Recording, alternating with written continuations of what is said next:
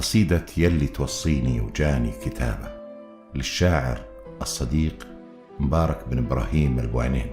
ومناسبة هذه القصيدة عندما سافر صديقي الشاعر إلى إحدى الدول الأوروبية بقصد السياحة، فكنا على تواصل، وطلبت منه آنذاك أن يصف لي المكان شعرا، فكان الرد منه هذه القصيدة الرائعة، وقد أسرتني مفرداتها العميقة وصورها الشعرية الرقراقة، حيث يقول: يلي توصيني وجاني كتابة وتقول دونها بذكرى أشعاري، وتبغى وصف كل هذا الرحابة، يا ضيعت حروفي وضيعت أفكاري.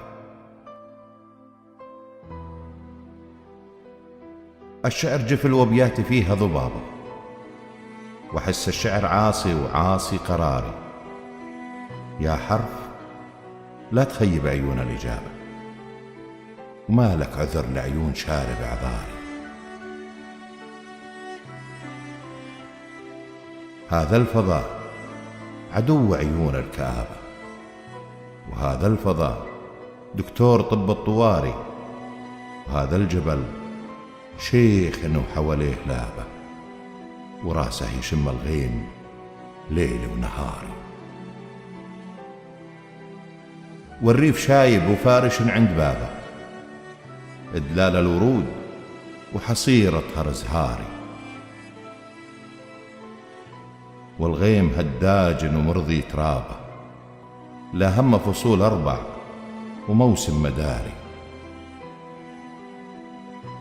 والثلج مثل ناسه تشبه شابه، من لون قلب ناسه خذاله مواري. وهدوء هذا الصمت أجمل ربابة، يعزف وطيور الصبح حوله جواري.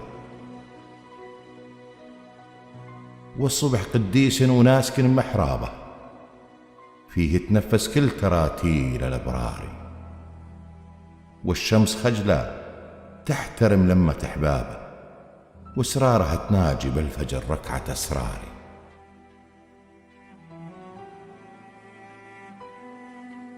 جنة ومن رب السماء وسبب أسبابه، تبغى شكر ونحمد الخالق الباري، تبغى شكر ونحمد الخالق الباري.